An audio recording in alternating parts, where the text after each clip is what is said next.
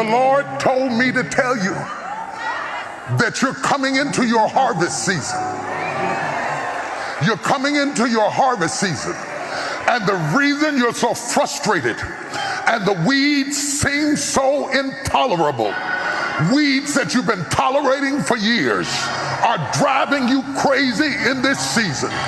Weeds that you ignored in your past are driving you crazy at this moment. It's because you're closer to your harvest than you have ever been before.